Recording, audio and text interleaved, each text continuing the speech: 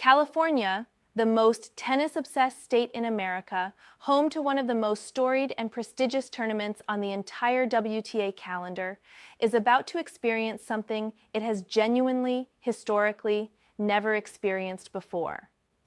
Tournament directors are reportedly stunned. Ticket prices on the secondary market have already climbed well above face value. Entire stadium sections are being block booked by community groups who traveled from cities across the state. And this is all happening for a player seated 31st in the world. Not the world number one, not the defending champion, not a Grand Slam winner making her triumphant return. A 20-year-old girl from Quezon City, Philippines, who trained in Spain, who has never once needed anyone's permission to be great, and who is now descending on the Indian Wells tennis garden with the full force of the most passionate sporting diaspora in the United States behind her. Eala has arrived in California, and the fifth Grand Slam will never be quite the same again. Let us start with the facts on the ground, because the scale of what is happening deserves to be understood properly, rather than summarized in a couple of exclamation points and a highlight clip. California is home to the largest Filipino diaspora population in the United States. Nearly 2 million people of Filipino heritage live in this state, spread across Los Angeles, San Diego, Daly City, the San Francisco Bay Area, Sacramento, and dozens of communities in between. This is not a small, scattered community. It is organized, culturally proud, intensely passionate about sports, and has been building toward this moment since Eala's legendary run at the Miami Open last year announced her to the world in a way that could no longer be ignored. Fan clubs from across the state have been coordinating for weeks. Group bookings have flooded the Indian Wells Tennis Garden box office. Whole sections of Stadium 1 and the outer courts are being reserved by community organizations whose members want to recreate the wall of sound that transformed every tournament Eala attended this season into something unrecognizable from its usual form. And tournament directors, according to people familiar with the internal conversations at Indian Wells, have been left genuinely shocked by what the demand data is showing them, because nothing in their historical records prepared them for this. The BNP Paribas Open has been running since 1976. It has hosted every major name in the history of the sport. It has filled stadiums for Steffi Graf and Monica Seles, and Martina Navratilova and Serena Williams, and every dominant force that women's tennis has produced across 5 decades. It knows what a superstar looks like. It knows what premium demand looks like. What it has apparently never seen before is this level of organized, coordinated, passionate surge in ticket demand, driven by a single demographic, responding to a single player ranked 31st in the world. The economics of it are completely outside what any existing model in this tournament's commercial history would have predicted. And right now, on the opening days of the BNP Paribas Open 2026, those economics are very much real. Before we get into what happens on the court, let us properly understand how Eala earned the right to be here, because the journey to this draw was not handed to her and not helped along by circumstance. Every single step of it was built through results that made the tennis establishment stop, look twice, and then admit what it was seeing. At the start of 2025, she was ranked 140 in the world. She entered the Miami Open on a wild card, meaning she was not ranked highly enough for direct entry and had to be invited. And then she did something that the sport is still processing over a year later. She won a match, then another, then she beat Jelena Ostapenko, the 2017 French Open champion. Then she beat Madison Keys, who would go on to win the 2025 Australian Open. Then she beat Iga Swiatek, the multi-time Grand Slam champion, the player who had been world number 1 for the better part of 3 years, one of the most dominant forces in the history of women's tennis. 3 Grand Slam champions in a row, eliminated by a wildcard entry ranked 140 in the world. She eventually lost to Jessica Pegula in the semifinals, but by that point, the conversation around her had already changed permanently. From that moment forward, she did not slow down. She backed up Miami with a finalist appearance at the Eastbourne Open on grass, a first WTA 125 title in Guadalajara, a Grand Slam main draw debut at the French Open, and, in the moment that made an entire nation weep, Her first Grand Slam singles match win at the 2025 U.S. Open, defeating Clara Tauson to become the first Filipino player in the Open era to win a match at a major. She ended 2025 ranked 50 in the world, a number that had seemed almost impossible to imagine 12 months before. Then 2026 arrived and she kept climbing. The Abu Dhabi Open quarterfinals, the Dubai Tennis Championships, where she demolished Sorana Cirstea, and then in one of the most striking results of the early season, beat Jasmine Paolini, the world number 7, a Grand Slam champion, one of the most battle-hardened professionals on tour, 6-1, 7-6, in a performance of such controlled aggression and tactical intelligence that it sent shockwaves through the draw. She eventually fell to Coco Gauff in the quarterfinals, 6-love, 6-2, a result that was comprehensive, but that should be understood in context. Gauff delivered that kind of scoreline to multiple opponents in Dubai and went on to win the title. Losing in straight sets to the eventual champion is not a humiliation. It is information. And the information Eala took from that match, the areas that need sharpening against a top 5 opponent playing at that level, is exactly the kind of feedback that accelerates development. The Dubai run pushed her to a career-high ranking of 31, the highest any Filipino player has ever climbed in WTA history. She slipped one spot to 32 after a week off between Dubai and Indian Wells, which is simply how the 52-week ranking cycle works. The number does not diminish what she achieved. It means she arrives at Indian Wells seeded, fresh, and carrying the momentum of the most extraordinary early season campaign in the history of Filipino tennis. The significance of being seeded at a WTA 1000 event deserves a moment of appreciation. There are 96 players in this draw, only 32 of them are seeded. Seeded players receive a first-round bye, which means they skip the opening round entirely and enter directly into the round of 64. Her round of 64 berth has already assured her of a $36,110 paycheck, roughly 2.1 million Philippine pesos, in this tournament with a total prize commitment of more than $9.4 million. She has not hit a single ball in competition yet, and she has already earned a career milestone. That is what reaching the top 32 in the world means in practical terms, and she built every ranking point of it by hand. The draw itself was revealed on March 3rd, and Eala finds herself in the quarter of the draw, led by world number 4 Coco Gauff, the same player who beat her in Dubai. Her immediate opponent will be the winner between Ukraine's Diana Yastremska, currently seeded 52nd, and China's Zhang Shuai, seeded 62nd. Neither matchup is a gimme, but both are opponents Eala is fully capable of handling. Eala has a 1-0 head-to-head record against Yastremska, having defeated her 6-1, 6-2 in the Eastbourne quarterfinals on grass back in June of 2025. Zhang is a different challenge, a veteran with Grand Slam doubles titles and decades of experience on this circuit. But Eala has never faced her, and her early ball game is exactly the kind of aggressive style that disrupts experienced players who prefer to rally and reset. Should she advance past the opener, a potential rematch with Coco Gauff awaits in the third round, with Gauff taking on either 2019 U.S. Open champion Bianca Andreescu or a qualifier in her second-round match. A Gauff rematch at Indian Wells would be genuinely one of the most anticipated matches on the schedule, for reasons that extend well beyond the tennis itself. Because this time, unlike Dubai, Gauff is the one who is in a sense the visitor.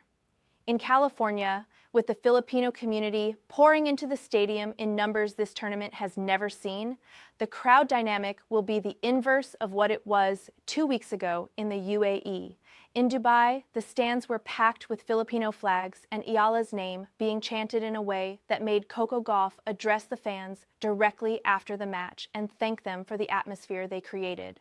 At Indian Wells, that same community, bigger, louder, more organized, and operating in their own backyard, will be there for Eala in volumes that could make that Dubai crowd look like a dress rehearsal. Beyond the Gauff rematch, the potential path through the draw features names that read like a map of women's tennis excellence. Other potential opponents in the coming rounds include 21st seed Diana Schneider, 14th seed Linda Noskova, world number 11 Ekaterina Alexandrova, 17th seed Clara Tauson, whom Eala defeated at the US Open to claim her historic first Grand Slam win, and 7th seed Jasmine Paolini, the player she most recently eliminated in Dubai. Every round is a different challenge, and every challenge is legitimate, but the common thread through all of them is that Eala has already beaten several of these players before at the biggest moments in her career. Which is not a coincidence, it is a pattern. Let us talk about what happened in Oregon before she arrived in California, because it sets the psychological tone for everything that follows. Before heading south to the desert, Eala made a stop at the Nike World headquarters in Beaverton, Oregon, where she was given a hero's welcome as one of the brand's global ambassadors. And what she found displayed in the famous Nike Tunnel, the corridor at headquarters where the brand honors the greatest athletes it has ever partnered with, told a story that no press release could have told more powerfully. Her portraits were on the wall. 2 of them, specifically chosen to represent not just the athlete, but the cultural phenomenon she has become. The first showed the image that went around the world when she reached the Miami semifinals, both hands covering her face, tears running down her cheeks, the raw, unguarded expression of someone who had just done something that exceeded even her own imagination. The caption Nike chose for that portrait was not about technique or ranking or match statistics. It was 3 words: history in full bloom. The second portrait showed Eala taking a selfie with Filipino fans. Think about that choice for a moment. Nike, one of the most sophisticated sports marketing organizations on the planet, chose to hang a photograph of an athlete with her fans on the wall at their global headquarters alongside the individual athletic achievement portrait. They are not just investing in the tennis player. They are investing in the movement. They are saying in the most visible way possible that the community which shows up for her everywhere she competes is not background noise. It is part of the story. It is central to why this partnership exists and what it represents. Seeing your own portrait on that wall, alongside names that define what greatness means across every sport Nike touches, tells you something about yourself that no coach and no analyst can communicate through words alone. It confirms something. It says the perception of who you are and what you are building has already reached a level where the most powerful brand in global sports sees it clearly enough to put it on their wall. That is not a small psychological event for a 20-year-old who left home at 13 to pursue a dream on the other side of the world.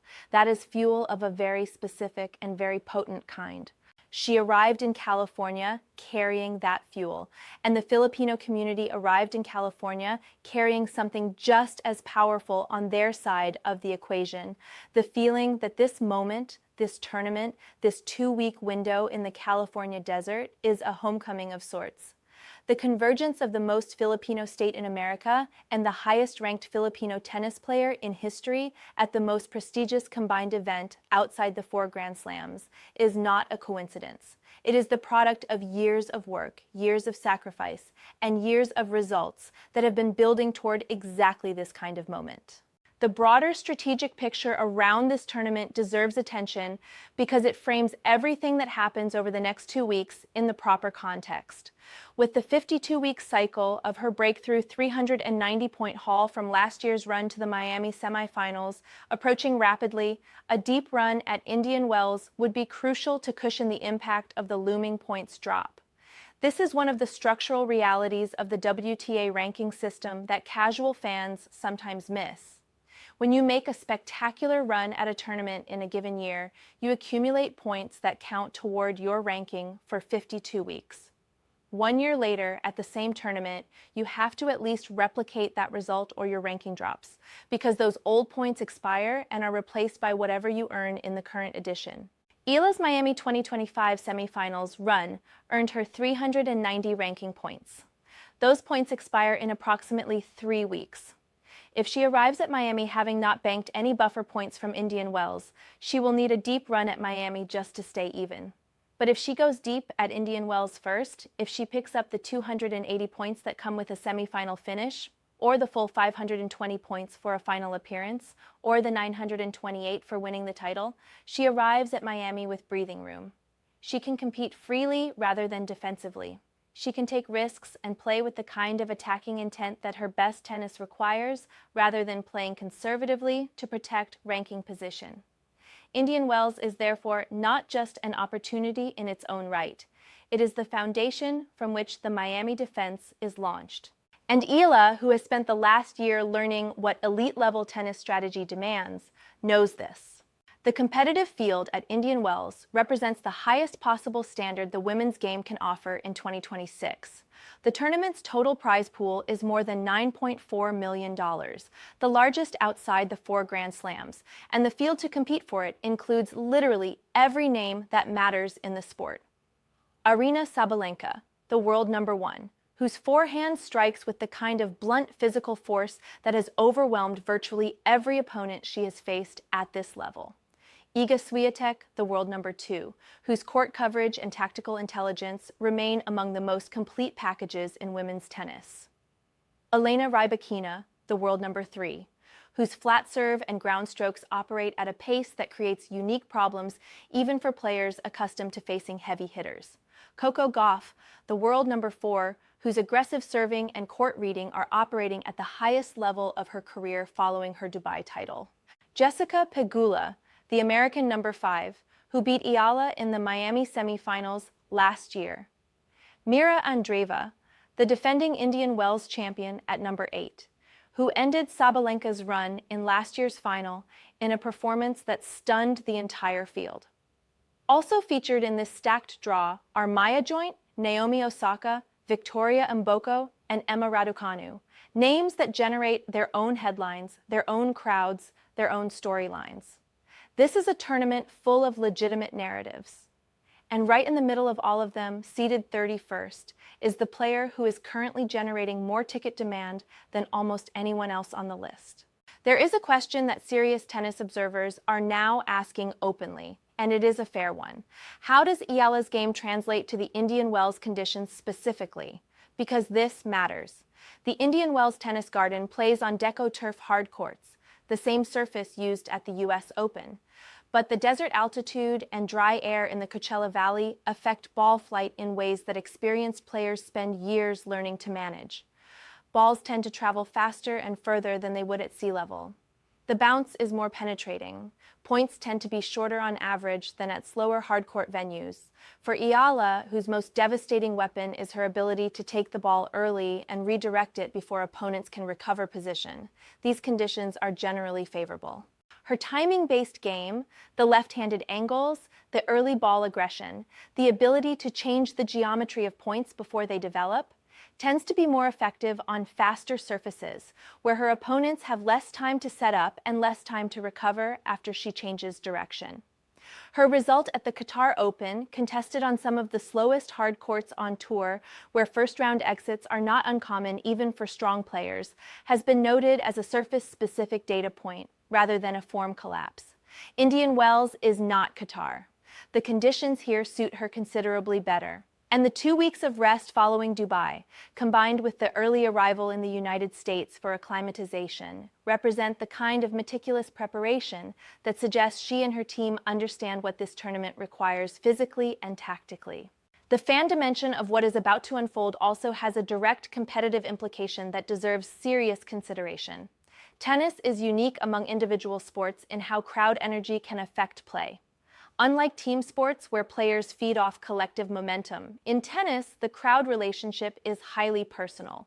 When a player has an enormous, organized, vocal crowd creating noise and energy specifically for them, chanting their name, rising on big points, responding to winners with a roar that seems to physically push the ball, it changes the competitive environment for both players on the court. The player with the crowd behind them feels the energy. The opponent feels the weight of it. This effect is documented, studied, and real.